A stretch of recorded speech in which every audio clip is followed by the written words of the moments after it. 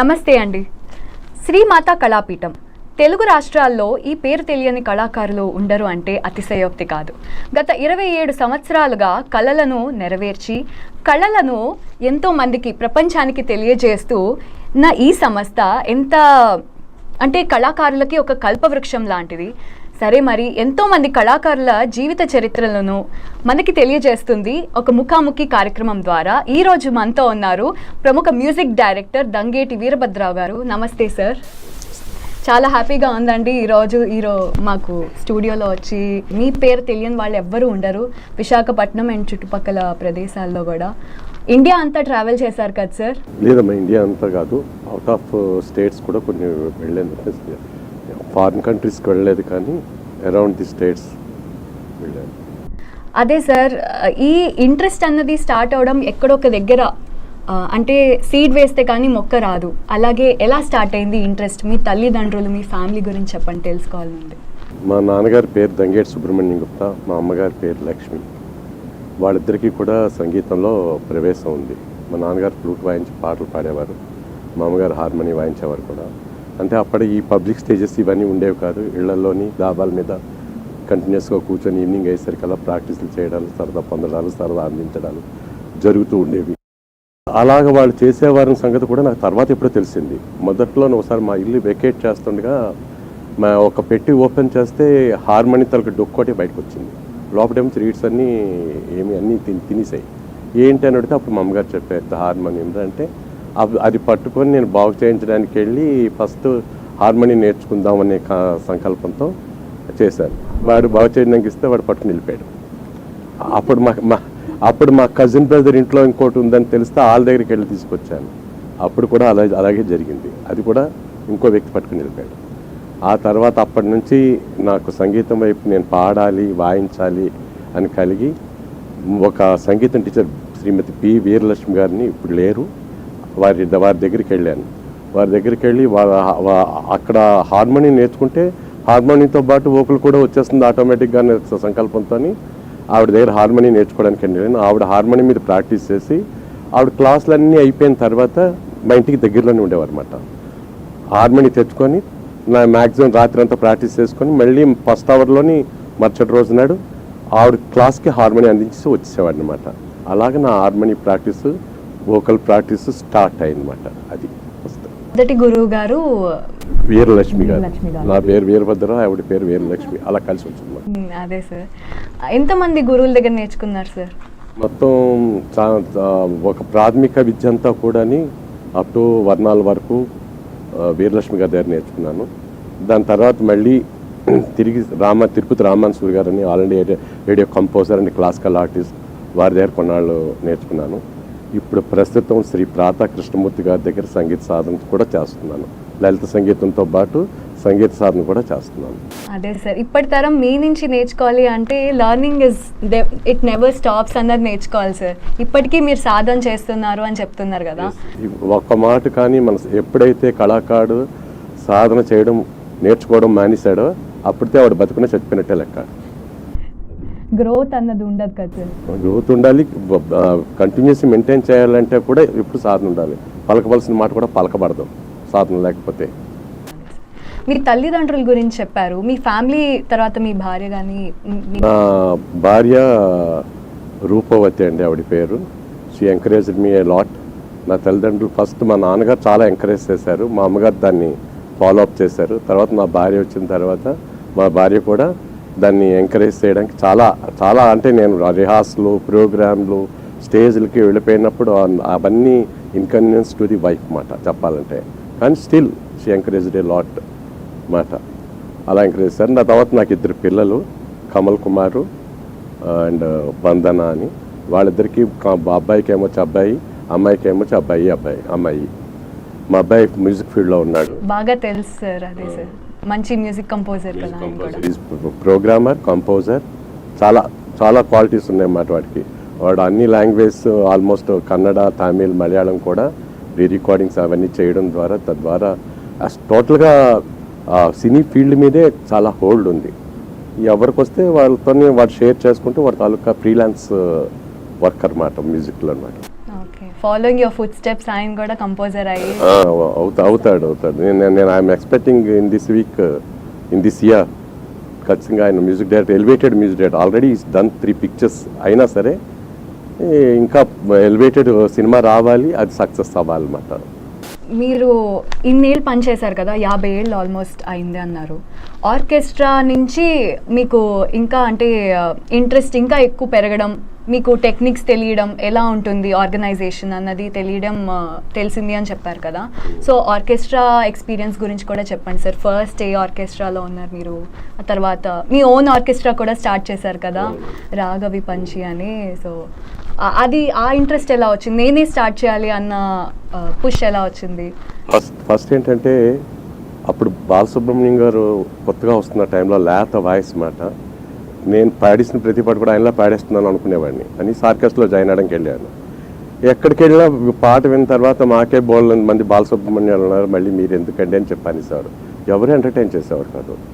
అప్పుడు మా నాన్నగారు ఆఫీస్లో పనిచేసిన ఆయన దగ్గరికి వచ్చినప్పుడు చెప్తే పంపించండి, ఎంకరేజ్ ఫాలోఅప్ చేద్దాం అంటే అప్పుడు నేను రెగ్యులర్గా ఆర్కెస్ట్రాకి వెళ్ళిపోయేవాడిని. పాటలన్నీ ఒక పుస్తకంలో రాసుకోవాలని కూడా తెలియదు, ఇన్ని పుస్తకాలు పట్టుకుని వెళ్ళిపోయేవాడిని నేను మాట ఆర్కెస్ట్రాకి. అలాగ ఒక 6 నెలలు పోయిన తర్వాత ఒక ట్రిప్లెట్ సాంగ్లో నన్ను పాడనిచ్చారన్నమాట. అవే కళ్ళు చిత్రంలోంచి మా ఊళ్ళో పడుతుంది అనే పాటకి హత్తికే హత్తికే హత్తికే బతికే బతికే బతికే అన్న ఆ స్ట్రిప్ పాటకి ఇచ్చేవారు. అది పాడినప్పుడు ఇటో మనిషి అటో మనిషి మధ్యలో నేను ఆ ఫియర్ని ఫేస్ చేస్తూ అలాగే నా first orchestra entrance, orchestra performance అలా స్టార్ట్ అయ్యనమాట. కాకపోతే ఏంటంటే ఎన్నాళ్ళైనా సరే మొదట్లో ట్రిప్లెట్ ఇచ్చారు, తర్వాత డ్యూయెట్ ఇచ్చారు, తర్వాత సోలో ఇచ్చారు. ఇంకా కొన్ని సంవత్సరాలు పోయిన తర్వాత అందరూ రాకముందు ఒక పాట, అందరూ వచ్చాక ఒక పాట, అందరూ వెళ్ళిపోయాక ఇంకో పాట ఇచ్చేవారు అనమాట. ఎప్పటికీ ఎన్ని సంవత్సరాలైనా ఆ 3 పాటలతోనే అటు ఇటు కదులుతుందన్నమాట. అప్పుడు నేను నా ఓన్ బ్యానర్ తయారు అప్పటికే వాళ్ళ దగ్గర నేను కండక్టింగ్, డిసిప్లిన్, మెయింటెనెన్స్ అవన్నీ కూడా అబ్జర్వ్ చేశాను అనమాట పట్టుకోవడం. అప్పుడు నేను రాగవి పంచి అనే ఆర్కెస్ట్రా 1979లో స్టార్ట్ చేశాను అనమాట. 69లో నేను నబియోగలస్ జాయిన్ అయ్యాను. 79లో నా ఓన్ బ్యానర్ రాగవి పంచి 10 years తర్వాత నా ఓన్ జర్నీ స్టార్ట్ అయ్యిందన్నమాట. రాగవి పంచిలో ప్రముఖ ఆర్టిస్ట్ని కూడా తెచ్చి వైజాగ్లో ఎవరైతే సినీ ఫీల్డ్ నుంచి జిక్కి గారు, జమున గారు వీళ్ళందరూ వచ్చినప్పుడు పాడించేవాళ్ళు అంట కదా సార్, మీ ఎక్స్పీరియన్స్ గురించి చెప్పండి. వాళ్ళు ఏంటంటే లోకల్ గ్రూప్స్ సంస్థలు వాళ్ళతో ప్రోగ్రామ్ కావాలని అడిగేవారు.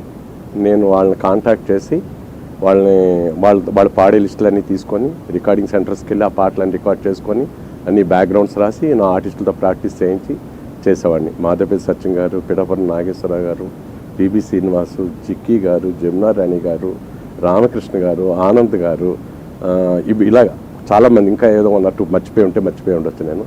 వీళ్ళందరితో కూడా నా ఆర్కెస్ట్రల్ ప్రోగ్రాము సాగించేవాడిని. అయితే ఒక డాక్టర్ అవ్వాలంటాడు కప్పని డిసెక్ట్ చేసి బలిని డిసెక్ట్ చేసి నేర్చుకొని ఎలాగైతే అవుతారో, నేను ప్రతి పాటని ఇచ్చం చేసి బ్యాక్గ్రౌండ్స్ రాసి రిథమ్స్ నోట్ చేసి అన్నీ చేయడం ద్వారా కంపోజ్ని ఇలా సాగుతుంది అనమాట, ఇలా ఉంటే బాగుంటుంది అనమాట, ఇలాగంటే ఆడియన్స్ నచ్చుకుంటారనమాట, ఇలాగంటే సింగర్ ఉత్సాహంగా పాడతారని అలా తెలుసుకొని అలాగే దాన్ని కన్వర్ట్ చేసి కంపోజింగ్ వైపుకి వెళ్ళాను అనమాట. Besides running the orchestra I'm doing the composition also. ఏ రాగం ఏ పాటకు బాగుంటుంది, ఎలాంటి సందర్భంలో బాగుంటుంది అవి కూడా తెలుస్తుంది.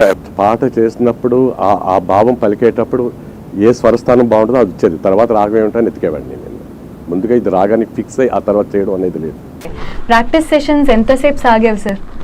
అయిపోయామండి, 1 గంట 2 గంటలు అయిపోయేవి. నా నుండి ఇంట్లో వాళ్ళు ఇబ్బంది పడేవారు. మళ్ళీ అయిపోయిన తర్వాత అందరినీ తీసుకెళ్ళి ఇళ్ళకి దిగపెట్టేవాడిని స్కూటర్ మీద. అరౌండ్ ఎక్కడ ఆంధ్ర ఇన్స్టిట్యూట్లో ఒకళ్ళు, కేజీఎస్ దగ్గర ఒకళ్ళు, గోపాలపట్నంలో వాళ్ళు, సింహాచలంలో వాళ్ళు ఉండేదన్నమాట. ఒక్కొక్కరిని ఒక చోట దింపేసి అక్కడి నుంచి అక్కడికి వెళ్ళి, అక్కడి నుంచి ఇక్కడికి వెళ్ళి అలా జరిగింది. ఆర్కెస్ట్రాలో మెంబర్స్ కూడా ఇప్పుడు పాడతా తీగ ఇలాంటి ప్రముఖ ప్రోగ్రామ్స్ లో ఉన్నారని చెప్పారు. ఉన్నారన్నమాట. స్వామి అని అతను ప్యాడ్స్ వాయిస్తున్నాడు పాడుతా తీగలో, అండ్ రవి అని అతను ఫ్లూట్ వాయిస్తున్నాడు, అండ్ జోగారావు అన్న అతను తబలా వాయిస్తున్నాడు అనమాట అండి. అలాగే రాధా అని ఒక సింగర్ నా దగ్గర పాడిన అమ్మాయి ఫారిన్ ట్రిప్స్కి వాటికి వెళ్ళి చాలా ప్రోగ్రామ్స్ చేసింది. It's is very popular at that time. ఆ అమ్మాయి పాడితే వచ్చు ఎస్జానిక్ గారు పాడినట్టు, ఆశా బన్స్లే పాడినట్టు ఉండేది అన్నమాట పట్టుకొని. ఒక మాట మేము మెడ్రాస్లో ప్రోగ్రామ్ చేసినప్పుడు శైలజ్ గారు అమ్మాయిని తీసుకెళ్ళి వైజాగ్లో మీలా పాడుతుందని చెప్పాను, ఈఎంఐ అని చెప్పేసి వచ్చేసారు. She such a popular student మాట. She learn bit to bit, she got voice and memory. మిగతావన్నీ నేను నాతో ఆర్గనైజ్ చేయబడి అన్నమాట. అలాగే రేణుక ఇంకో పాప, తర్వాత వచ్చిన పాప కూడా సినిమాల్లో పాడింది, పెద్ద హీరోస్ సినిమాల్లో కూడా పాడింది. సుమారు 100 పాటల దాకా పాడింది. So now she is house wife in Hyderabad and she is doing classical Hindustani practice. Okay, very nice. అదే సార్, అంటే మ్యూజిక్ ఫీల్డ్లో ఉన్న వాళ్ళకి మీ పేరు నిశ్చల్ అని తెలుసు, కానీ అందరూ మిమ్మల్ని గోల్డెన్ హ్యాండ్ అని పిలుస్తారంట కదా. మీ దగ్గర ట్రైన్ అయిన శిష్యులు అందరూ ఇప్పుడు మంచి పొజిషన్స్లో ఉన్నారు. ఇప్పుడు వచ్చే స్టూడెంట్స్ కూడా మంచిగా ట్రైన్ అవుతున్నారు. చాలా సంతోషంగా ఉంది. బికాజ్ ఇంత హార్డ్ వర్క్ చేసి గురువులు అన్న వాళ్ళు శిష్యులకి ఎక్కువ ఇవ్వాలనుకోరు యూజువల్గా. అంటే మా దగ్గర ఉన్నది మేమే ఉంచుకోవాలి అనుకుంటారు కదా సార్, కానీ మీరు ఇంత సేవ్ చేస్తున్నారు అన్నది చూస్తేనే చాలా ఆనందంగా ఉంది. నేను స్టూడెంట్ అవడం ఇంకా ఆనందంగా ఉంది. అది ఎందుకంటే చేసేటప్పుడు ఏమీ ఎక్స్పెక్ట్ చేయకుండా కేవలం ప్రోగ్రాం వరకు, ఆ ప్రోగ్రాం బాగా రావడానికి, వాళ్ళ భవిష్యత్తు బాగోవడానికి అన్న ఆస్పెక్ట్తో చేసేవాడిని. ఇప్పటికీ కూడా అలాగే సాగుతుంది. నా దగ్గరికి వచ్చారంటే ఒక 2-3 నెలలో, 6 నెలలో, సంవత్సరం అయ్యేసరికి వచ్చిన పిల్లలకి పెళ్ళిళ్ళైనా అయిపోతాయి, ఉద్యోగాలైనా వచ్చేస్తాయి, లేకపోతే ఇక్కడ విడిచిపెట్టేసేసి మెడ్రాసు, హైదరాబాదు అలాగా వెళ్ళిపోవడమైనా జరుగుతుంటుంది. In that way I feel that I am lucky hand for others, not for me particularly. మీ ఉద్యోగం గురించి చెప్పండి సార్. అంటే సంగీతమే కాదు, మీరు వర్క్ కూడా చేస్తున్నారు కదా, వర్క్ కూడా చేసేవాళ్ళు, సో దాని గురించి కూడా చెప్పండి. నేను Visakhapatnam dock labour board port ట్రస్ట్కి ప్యారలల్గా పనిచేసే సంస్థ. వాళ్ళు పోర్ట్ ట్రస్ట్ ఏమొచ్చి ఆన్ షిప్ చేస్తాం, ఆన్ డెక్ చేస్తే మేమేమొచ్చి ఆన్ షోర్ మా లేబరు చేసామన్నమాట.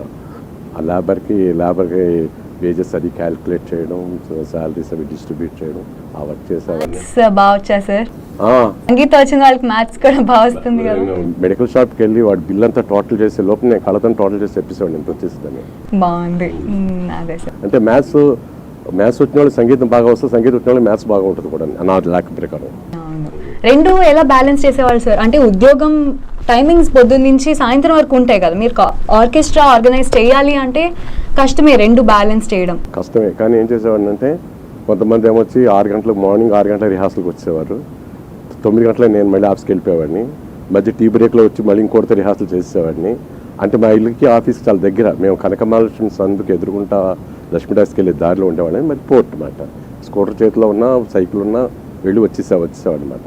మధ్యాహ్నం భోజనం చేసేవాడిని. ఈవినింగ్ అందరూ వచ్చేలోపు మళ్ళీ 4:30 కల్లా వాళ్ళు రెడీ అయిపోయేవాడిని. నేను రాయవలసిన పాటలు నేను రాసుకోవడం, ఇంకా బ్యాక్గ్రౌండ్స్ వచ్చిన తర్వాత వాళ్ళ చేతి చేయించడం, అందరి పాటలు నేను వాయిస్తూ 6 బీట్లు మాత్రం వాళ్ళతో వాయించి అందరం కలిసి రిహార్సల్కి వచ్చే లోపున ఆ సెక్షన్ అంతా కంప్లీట్ అయ్యేలాగా ఉండేది అనమాట. ఇండివిజువల్గా సింగర్తో వేరే రిహార్సల్ చేసేవాడిని, రిథమ్ ప్లేయర్స్తో వేరే రిహార్సల్ చేసేవాడిని, లీడ్ ప్లేయర్స్తో వేరే రిహార్సల్, గిటార్స్తో వేరేగా, ప్లస్ కీబోర్డ్స్తో వేరేగా చేసేవాడిని. నాతో పాటు ఇంకో కీబోర్డ్ ప్లేయర్ కూడా ఉంటుండేవాడు, నేను కీబోర్డ్ కూడా వాయించేవాడిని. మ్యూజిక్ డైరెక్టర్గా ఎన్నో ఆల్బమ్స్ చేశారు మీరు. లైక్ అందరికీ తెలిసినవి చాలా ఉన్నాయి, స్వరమాధురి, క్రైస్తవ భక్తి రంజని, వెంకటేశ్వర భక్తిమాల, ఇలా చెప్పుకుంటూ పోతే ఎన్నో ఉన్నాయి. సో ఆ ఆల్బమ్స్ చేసే అవకాశం కానీ ఎలా వచ్చింది, అండ్ లిరిక్స్ ఎవరు రాసేవారు సార్? యాక్చువల్గా నేను కంపోజ్ చేసుకోవడం మొదలెట్టినప్పుడు లిరిక్స్ దొరికేవి కాదు. నాలో ఉన్న చిన్న రచయిత బయటకు వచ్చి అవే రాసుకొని కొంచెం పెద్దవాళ్ళ దగ్గర తీసుకెళ్ళి కరెక్ట్ చేయించుకొని ఆ లిరిక్స్ కంపోజ్ చేసి ఇచ్చేవాడనమాట. అసలు అక్కడ మెడ్రాస్ HMB వరకు వెళ్ళగలడానికి మొదటి కారణం ఏంటంటే నా పాటలు I'm at the early stages of 25-28 ఇయర్స్కి నేను రికగ్నైజ్ చేయబడితే I can become an young music director in the field అని అనుకునేవాడిని అనమాట. అనుకొని ఆ యాంగిల్ పర్సూ చేస్తుంటే జి ఆనంద్ గారితో పరిచయం అయింది. ఆయన నా పాటలు విని వాటిని HMB వాళ్ళకి తీసుకెళ్ళి వినిపించి ఫస్ట్ ఆల్బమ్ ఈపీ రికార్డ్ కింద ఫస్ట్ రప్పించారు. ఆ ఆల్బంలో ఆనంద్ గారు, SP శైలజ్ గారు పాడారు ఫస్ట్ ఆల్బమ్. ఫస్ట్ ఆల్బమే బాగా ఫేమస్, అది వెంకటరమణమూర్తి మీద మాట. ఆ వెంకటరమణమూర్తి మీద అందులోని పాట చాలా కాలం మా ఆర్కెస్ట్రా ప్రేయర్ సాంగ్ కింద కూడా మేము ఉపయోగించేవాళ్ళం అన్నమాట. వాటిని తిరుమలలో కూడా వినేవాళ్ళం కదా సార్ ఆ సాంగ్. అలాగా ఫస్ట్ ఆల్బమ్ ఫీల్డ్ సింగర్స్తో పరిచయాలు, ఆనంద్ గారు ఆర్కెస్ట్రాతో కలిసి వెళ్ళి ప్రోగ్రాంలు చేయడాలు, మేము ప్రోగ్రామ్ ఒప్పుకుంటే ఆయన ఇక్కడికి వచ్చి మాతో జాయిన్ అయ్యి చేయడాలు, మాకు ఎల్ఆర్యూసర్ గారు వాళ్ళు కావాలంటే వాళ్ళతో మాట్లాడి వాళ్ళని కూడా తీసుకురావడాలు ఇంతటి వే వీఆర్ వెరీ బిజీ. ఆ టైంలోని ఎవ్రీ సాటర్డే మెయిల్ ఎక్కి సండే మార్నింగ్ కల్లా దిగి ఈ సండే ఈవినింగ్ ప్రోగ్రామ్ చేసి సండే నైట్ మళ్ళీ మెయిల్ ఎక్కేసి మండే మధ్యాహ్నం కల్లా వచ్చేసేవాళ్ళని. మండే మార్నింగ్ నాడు హాఫ్ డే సెలవు ఉండేది, మళ్ళీ హాఫ్ డ్యూటీలో జాయిన్ అయిపోయాడు. అంటే నెలలో 4 మాటలు మెడ్రాస్ వెళ్ళి వస్తుండేవాళ్ళు అనమాట. జస్ట్ ఈ పక్కనే ఊరు వెళ్ళి వచ్చేసినట్టు ఉండేది అనమాట. అలాగా అక్కడ పరిచయం ఏర్పడింది. లిరిక్స్ కోసం నా సొంతంగా రాసుకోవడం, దానికోసం పుస్తకాలు చదవడం, నా నాలెడ్జ్ పెంచుకోవడం, రాసిన వాటిని కొంచెం పెద్దవాళ్ళకి తీసుకెళ్ళి చూపించి అన్నీ బాగానే ఉన్నాయండి, భావం కానీ సాహిత్యం కానీ ఏమైనా అడగడాలు దిద్దుకోవడాలు అలాగా చేయడం జరిగింది. అలా నేను చేసిన వాటిలో వెంకటేశ్వర భక్తిమాల, అయ్యప్ప భక్తిమాల, క్రైస్తవ భక్తిరంజని ప్రేమ్ కుమార్ ఆయన రాశారు. క్రైస్తవ భక్తిరంజన్ రికార్డులో సుశీల్ గారు, రామకృష్ణ గారు, ఆనంద్ గారు ముగ్గురు పాడారనమాట. సుశీల్ గారు పాడారంటే I felt so thrill of it మాట. చాలా అంటే షీఈస్ వెరీ గ్రేట్ సింగర్ కదమ్మా, ఒక సంగతి కాదు, భాష కాదు, స్వచ్ఛంగా అలాంటి వాళ్ళు బిగినర్ ఆడు వచ్చినప్పుడు కూడా ఏంటైనా కొత్త మ్యూజిక్ డైరెక్టర్లు తెచ్చేస్తారు, మా చేత పాడించేస్తారు, ఎలా చేస్తారో ఏడో తెలియదు అంటే ఆనంద్ గారు అంటే లేదండి చాలా బాగా చేస్తాడు అబ్బాయి, మీరు వచ్చి వినండి, నేను నచ్చితేనే పాడండి లేకపోతే వద్దంటే అలాగే వచ్చి విన్న తర్వాత 3 పాటలు పాడారు. ఆ ఎల్పీ రికార్డులో 3 పాటలు పాడారు అన్నమాట. దాని తర్వాత డిస్కో లవ్ అని చెప్పేసి ఒక ఫేమస్ ఇది చేసామన్నమాట. అంటే ఆ టైంలో అది ఎక్కువ మనకి హిందీలో ఆప్ చేసా కోయి మీరు జిందగీ మే ఆయాలట అటు వచ్చే టైంలో తెలుగులో ప్రైవేట్ డిస్కో ఆల్బమ్ నాది మాట. అప్పుడు సినిమాల్లో అయితే నీళ్ళు బంగారం గానని చెప్పేసి ఆ పాట డిస్కో టూ టూ టూ అని అలాంటి సౌండ్స్ అన్నీ వచ్చిన పాటలతో మీరు చేసి అలాగే డిస్కో ఆల్బమ్ కూడా ఫస్ట్ టైంగా నాకే అవకాశం దక్కిందన్నమాట. అయితే ఎన్ని చేసినా సరే ఏంటంటే సినిమాలో అవకాశం అనే టార్గెట్ పెట్టుకున్నా అప్పటికి ఇంత పాపులారిటీ రావడానికి యూట్యూబ్ ఛానల్స్ అవి ఏమీ లేవు. ఇప్పుడైతే శ్రీమాత స్టూడియో వాళ్ళు బోళ్ళని మంది ఆర్టిస్టులు ఎంకరేజ్ చేస్తూ, బోళ్ళని క్రియేట్ చేస్తూ, బోళ్ళని థాట్స్ ఇస్తూ, వాళ్ళ ద్వారా చేసిన పాటలని మాటల్ని అన్నిటినీ కూడా యూట్యూబ్లో పంపిస్తే ప్రజలకు అందేలా చేసి తద్వారా వాళ్ళకి ఛాన్సులు వచ్చేలాగా ఇప్పుడు ఎంతో చేస్తున్నారు. ఆ టైంలో మాకు చేసే వాళ్ళు ఎవరు అలా లేరు. కమ్యూనికేషన్ కూడా ఇబ్బందే కదా సార్ అప్పట్లో? కమ్యూనికేషను నేను మెడ్రాస్ వాళ్ళతో మాట్లాడాలంటే మెడ్రాస్కి వెళ్ళే వచ్చి ఖర్చు కంటే ఫోన్ ఖర్చు ఎక్కువ అయిపోయేది ఆ ఒక్క కాల్కి. ఆ కాల్కి కూడా నేను 10 గంటలకు వెళ్ళి పోస్ట్ ఆఫీస్లో కూర్చుంటే నైట్ 12 గంటలు 1 గంటకి ఇంటికి వచ్చేవాడిని. నా కాల్ దొరికి నేను మాట్లాడి వచ్చేటప్పటికి ఇలాగన్నీ జరిగాయి అన్నమాట. తర్వాత నా ఓన్ డబ్బులు పెట్టుకొని కనకమహాలక్ష్మి భక్తిమాల అని చెప్పేసి ఒక ఆల్బమ్, అంటే అప్పటిదాకా గాడెస్ మీద రికార్డ్స్ లేవు. అంటే యాక్చువల్లీ నేను విన్న వెనుకటి ఏంటంటే ఆవిడ పబ్లిసిటీ లైక్ చేయరు అనే ఒక ఇది ఉందన్నమాట. అందుకే గుడి కూడా చాలా కట్టలేదు అన్నమాట. నేను అది కట్టినప్పుడు ఆ పాటలు చేయడానికి వెళ్ళినప్పుడు కూడా నేను మెడ్రాస్లో కూర్చుంటాడు కదా పెద్ద తుఫాన్ వచ్చింది. వైజాగ్కి మెడ్రాస్కి రిలేషన్స్ కట్ చాలా రోజులు అవన్నీ కూడా ఎడిషనల్ బర్న్ అయిపోయి చాలా మా ఫిమేల్ ఆర్టిస్ట్ వాళ్ళకి వాయిస్ పట్టేసింది. ఎన్నో ట్రబుల్స్ ఫేస్ చేసి అది కంప్లీట్ చేసి వచ్చాం. It given me the financially loss but she blessed me a lot. అలా జరిగింది. తర్వాత పుష్కరాలు వచ్చినప్పుడు పుష్కర గీత గోదావరి అని చెప్పేసి వాటి మీద చేసాం. అందరు మా ఆర్కెస్ట్రా ఆర్టిస్టులు అందరితో పాడించాము. అలాగా దానికి లిరిక్స్ గురించి ప్రత్యేకంగా చెప్పండి సార్. ప్రత్యేకంగా అంటే సాధనాలు వెంకటస్వామి నాయుడు గారు పాటలు రాశారు. అందులో 2-3 పాటలు నేను కూడా రాశాను. ప్రతి ఆల్బమ్ కాన్సెప్ట్ ఆఫ్ లిరిక్ ఎప్పుడు కూడా నేనే థింక్ చేసి రైటర్స్ చెప్పి రాయించుకునేవాడిని. అలాగా చేసిన దాంట్లో నేను కూడా అప్పుడప్పుడు రాస్తుండేవాడిని. రాసినప్పుడు ఆ పాటలు ఆ రైటర్ గారు తీసుకెళ్ళి నారాయణ రెడ్డి గారికి వినిపించినప్పుడు అన్ని అన్నది ఈ పాట ఎవరు రాశారే భలే రాశారు అన్నారు. అనేసరికి లేదండి మీరు ఒక మ్యూజిక్ కంపోజరే రాశారండి అది. అంటే యాక్చువల్గా ఏం జరిగిందంటే గోదావరి డిఫరెంట్ అట్మాస్ఫియర్స్లో ఎలా ఉంటుంది, మార్నింగ్లో ఎలా ఉంటుంది, మధ్యాహ్నం అప్పుడు ఎలా ఉంటుంది, ఈవినింగ్ అప్పుడు ఎలా ఉంటుంది, బెన్నెల్లో ఎలా ఉంటుంది, వరద వస్తే ఎలా ఉంటుంది, ప్రశాంత్ గోదావరి ఎలా ఉంటుంది, అలాగా అన్ని ఒక పాటలు సెట్ చేసి రాశారన్నమాట. దానికి పర్టికులర్గా నారాయణ రెడ్డి గారు బాగా రాశారని చెప్పి అభినందించారట. నేను చాలా సంతోషించాను. ఎందుకంటే పర్టికులర్గా రైటర్ అయ్యి అభినందిస్తే పెద్ద విషయం కాదు. కంపోజర్ రైటర్ కదా దానివల్ల ఓహో అనుకున్నాను అనమాట నేను. అన్ని క్వాలిటీస్ ఒకళ్ళలో ఉండడం కష్టం కదా సార్. అండ్ మీకు ఆ ఇంట్రెస్ట్ రావడం కూడా, అంటే లిరిసిస్ట్ అవ్వాలి అంటే మీకు ఇన్పుట్స్ ఉండాలి కదా సార్. ఆ మాటలు ఆ టైంకి రావడం అది చాలా కష్టం కదా. మీరు ఎలా అంటే థింక్ చేసేవాళ్ళ రాత్రంతా? కొంతమంది అయితే లిరిసిస్ట్ అంటే ఎలా చెప్తారు అంటే రాత్రంతా మాకు నిద్ర పట్టలేదు సాంగ్ రాక అని, అలా ఉన్నాయి సార్ ఏమైనా? డెఫినెట్గా ఉండేది, డెఫినెట్గా. ఎందుకంటే పాట చూనికి రాసుకునేవాడిని లిరిక్, మళ్ళీ దానికి తాళంకి కరెక్ట్గా ప్రాసకు కరెక్ట్గా ఉండేటట్టు మళ్ళీ తిరిగి సెట్ చేసుకోవాల్సిన అవసరం ఉండేది. దానికోసం పుస్తకాలు చదివేవాడిని. అలా పుస్తకాలు చదివి అని చేసి శకుంతల అని 1 hour సంగీత రూపకం ఆల్ ఇండియా రేడియోలో డ్రామా సెక్షన్కి చేసామన్నమాట. దానికోసం చాలా ఎక్సర్సైజ్ చేసామన్నమాట. రాయడమే కంపోజ్ చేయడమే కాకుండా దాని అన్ఆడిషన్డ్ మ్యూజిక్ కంపోజర్కి డ్రామా సెక్షన్లో 1 hour ప్రోగ్రామ్ ఇవ్వడం అంటే ఇంపాసిబుల్ అన్నమాట. దానికోసం సలాది కనకారావు అని రేడియోలో నన్ను ఎంకరేజ్ చేసిన ఆయన బోర్డు నోట్స్ పెట్టి స్క్రిప్ట్లు పంపించి అన్నింటితో ఓకే చేసి అవన్నీ చేశారు. అలా చేయడం ద్వారా అలా పాటలు రాయడం కోసం పుస్తకాలు చదవడం ద్వారా నాలెడ్జ్ పెంచుకోవడం, ఆ నాలెడ్జ్ని తిరిగి మళ్ళీ కంపోజిషన్లో పెట్టడం, ఇలా జరిగింది. మళ్ళీ లిరిక్స్లో కూడా పెట్టడం. వసంత గీతమాలిక గురించి కూడా ప్రత్యేకంగా చెప్పండి సార్. అంటే అందులో ఒక్కొక్క అంటే సీతాకోకచిలుక, పువ్వులు ఇవన్నీ ఎలా ఉంటాయి అని రాశారంట కదా.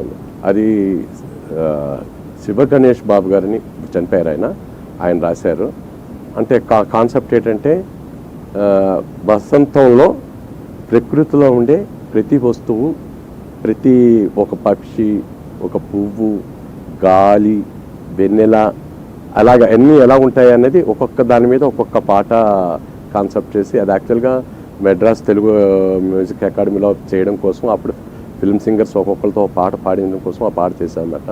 కానీ అది జరగలేదు కొన్ని కారణాల వల్ల. ఆ పాటలన్నీ ఎక్కడో చోట ప్రాజెక్ట్ వాళ్ళు మా పోర్టు తాలూకా లాన్స్లోనే అది చేసామన్నమాట. ఆడియన్స్ అందరినీ ఏంటుంటారు నీళ్ళు ఫౌంటైన్స్ ఉంటాయి కదా, అది వెకేట్ చేయించి అందులో కుర్చీలేసి వాళ్ళని కూర్చోబెట్టి మేమేమొచ్చి పువ్వులు అన్నీ ఫ్లోర్ మీద పరిచి ఆ అట్మాస్ఫియర్ క్రియేట్ చేసి మా పోర్ట్ చైర్మన్ గారు వాళ్ళ అందరి ముందు కూడా ఇచ్చాం. వాళ్ళు ఏమొచ్చి అప్పుడు ధనరెడ్డి గారి కంపెనీకి వాళ్ళ సినిమాలు తీస్తుండేవారు, జంజాల్ గారిది. వారికి చెప్పి వీరికి ఛాన్స్ ఇవ్వండి అని చెప్పారు. వారు కూడా చెప్పారు, చైర్మన్ గారు చెప్పారు, ఇస్తామన్నారు. అది మాటగా మాత్రమే మిగిలిపోయింది. ఇప్పుడు వచ్చి కూడా ఏ రకంగా కూడా అది వర్కౌట్ అవ్వలేదు. తర్వాత డ్రామాస్ కూడా మీరు మ్యూజిక్ కంపోజ్ చేశారు, బొమ్మలాట. ఆ వైజాగ్లో ఉండే అందరు డ్రామా డైరెక్టర్స్కి నేను మ్యూజిక్ కంపోజ్ చేశాను అనమాట. అంటే మ్యూజిక్ నేను చేసేసానని కాదు, they will inspire me, they will guide me, and then I will do it అనమాట.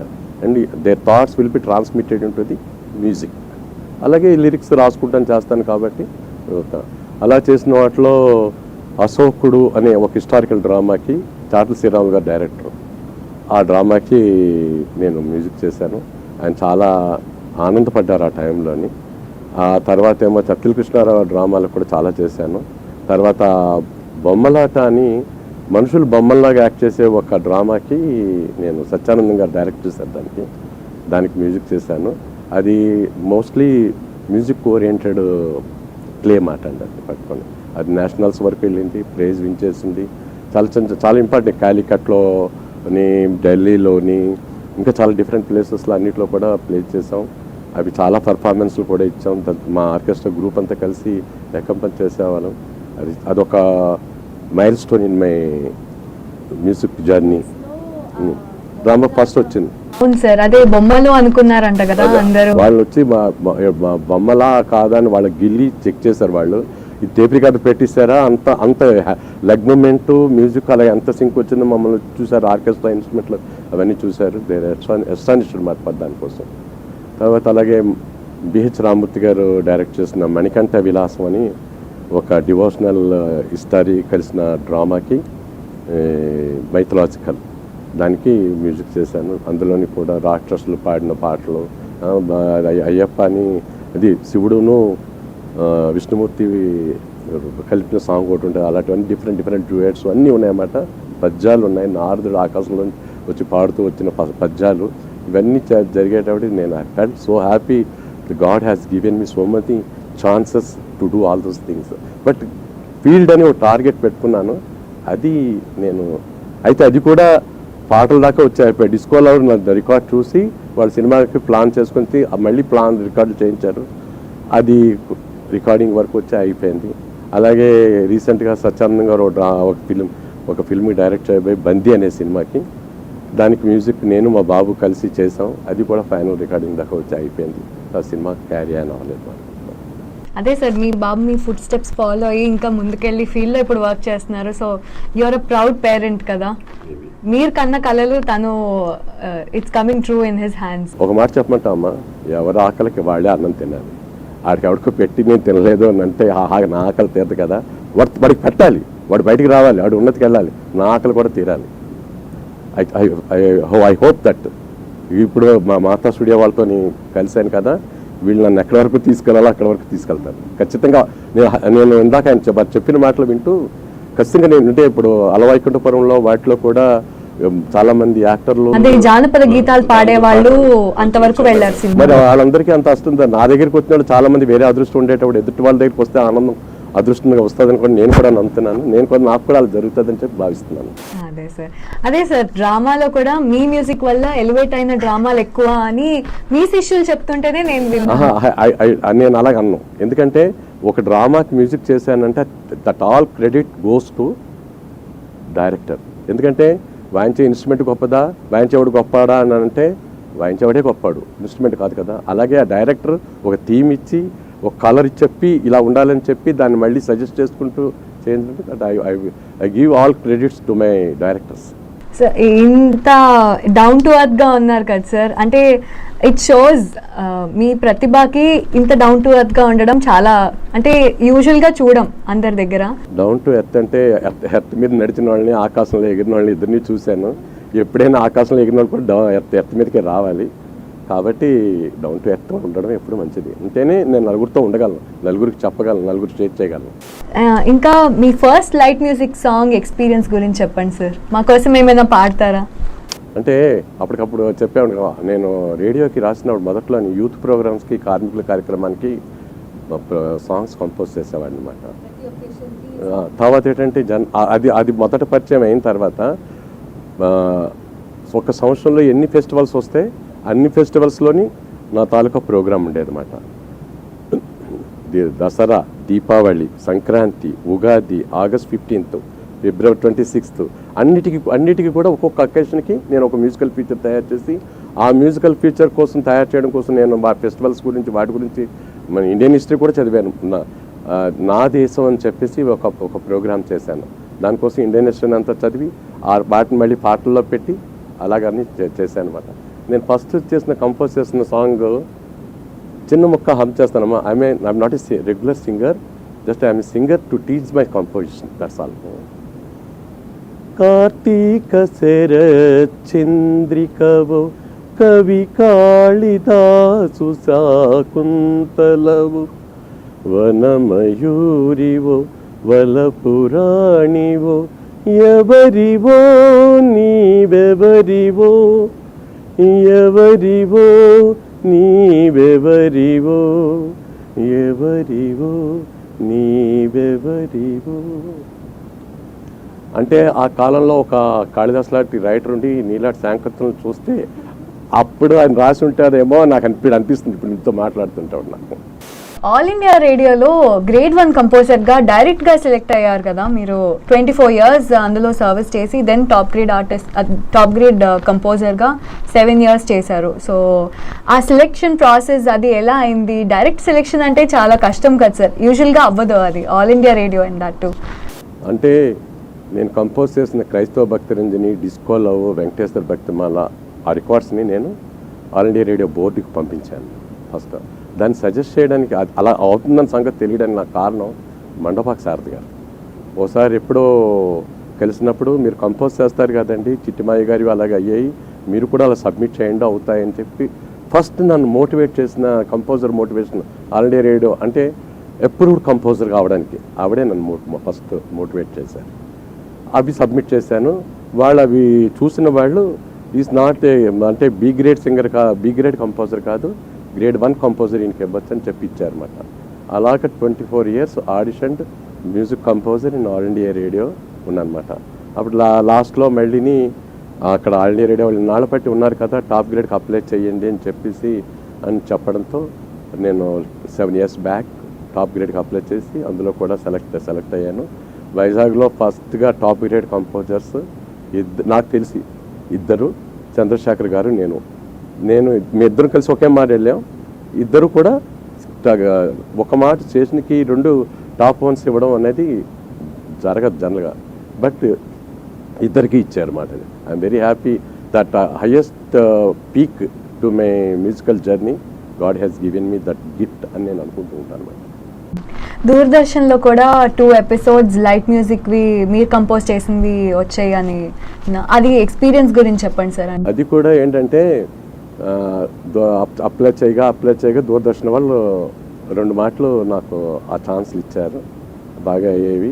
కాకపోతే ఏంటంటే మ్యూజిక్ డైరెక్టర్ చేతిలో పడమే, అంతకంటే ఏం పని ఉండదు కదా. తర్వాత more over camera always focus on the people like you. మాట్లాడే వాళ్ళ మీద ఫోకస్ చెయ్యరు అది మాట. అందువల్ల ఏంటంటే ఎప్పుడో ఒక ప్రొఫైల్, ఒక సైడ్, 2 ఏళ్ళు కనిపిస్తుండేవి అది కూడా ఒక మంచి ఎక్స్పీరియన్స్. అదొక మంచి ఎక్స్పీరియన్స్. విశిష్ట అతిథిగా కూడా వెళ్ళారు. వాళ్ళు చేస్తున్న ప్రోగ్రామ్స్కి నన్ను ఇంకో ఆయన్ని కలిసి గెస్ట్ విశిష్ట అతిథి అని పిలిచి వాళ్ళు పాడినప్పుడు వాళ్ళకి సజెషన్ చెప్పడానికి, పాట మీద రివ్యూ ఇవ్వడానికి పిలిచారు. అలా కూడా ఒక మాట్లాడాను. మీ కంపోజింగ్ ఇన్స్పిరేషన్ ఎవరి నుంచి వచ్చింది సార్? యూజువల్గా ఈ మ్యూజిక్ డైరెక్టర్ పాటలు వింటే ఇన్స్పైర్ అయ్యి చేస్తాము అని వింటాం కదా, అలా మీకు ఎవరు సార్? ఫస్ట్ ఎక్కువగా గజల్స్ వినేవాడిని నేను. రోజు కూడా ఒక గజల్ క్యాసెట్ని వింటే కానీ నిద్రపోయేవాడిని కాదు. అలాగా ఫస్ట్ నా కంపోజిషన్ ఇన్స్పిరేషన్ డిఫరెంట్గా సాగడానికి అదే కారణం. ఆ తర్వాత మై మోస్ట్ ఫేవరెట్, చాలా ఇష్టమైన వాళ్ళు ఇప్పటికీ కూడా నా కంపోజిషన్స్లో ఆయన ఇంప్రవైజ్ చేస్తుంటాను, ఇళయరాజా గారు. చాలామంది కూడా మన రీసెంట్గా మెడ్రాస్ నుంచి ఒక ఫోటో మా బాబుకి పంపించి, ఒరే మీ నాన్నగారు ఎప్పుడురా ఇక్కడ ప్రోగ్రాంలో వాయించారన్నారు. అది ఇళయరాజా గారు కీబోర్డ్ వాయిస్తున్న ప్రోగ్రామ్ అన్నమాట. సేమ్ అలాగే కనిపిస్తుంది, లాంగ్ షాట్లో అలాగే కనిపిస్తుంది అన్నట్టు. అంటే ఆయన షార్ట్, నేను హైట్, అంతే డిఫరెన్స్. సార్ టాప్ గ్రేడ్ కంపోజర్గా మీరు మీ ఆడిషన్ రికార్డ్ పంపించాలి కదా, అప్పుడు మీ ఎక్స్పీరియన్స్ ఎలా ఉంది? అంటే ఒక పట్టుదలతో చేస్తారు కదా, ఒకేసారి 2 టాప్ గ్రేడ్ డైరెక్టర్స్ ఉండరు అని మీరే చెప్పారు. అలా అవ్వడానికి మీరు ఎంత పట్టుదలతో చేసి ఉంటారో, ఆ సాంగ్, పర్టికులర్ సాంగ్, అందులో పాడిన సింగర్స్, వాటి గురించి ఒకసారి చెప్పండి. అంటే ఫస్ట్ ఆఫ్ ఆల్ ఏదైనా ప్రజెంట్ చేయబడాలంటే, కరెక్ట్గా ప్రజెంట్ చేయబడాలంటే singer should be perfect, either male or female. At the same time ఆర్టిస్టులు కూడా నంబర్ 1 ఆర్టిస్టులు అయి ఉండాలి. లేకపోతే ఏదో పాలిస్ చేస్తారు, ఏదో జరిగితే అప్పుడు ఏంటవుద్దంటే ఇది కంపోజర్ చూసుకోలేదా, లేకపోతే కంపోజర్కి తెలియదా, సింగర్ సెలెక్ట్ చేసుకోవడం రాదా, ఏ సింగర్ని సెలెక్ట్ చేసుకుంటే ఏ రేంజ్ ఆఫ్ కంపోజిషన్ చేయాలని తెలియదా, ఇలాంటి ఫ్యాక్టర్స్ చాలా వచ్చేస్తాయి అన్నమాట. కాబట్టి ఫస్ట్ ఆఫ్ ఆల్ నేను సింగర్ని వ్యూలో పెట్టుకున్నాను.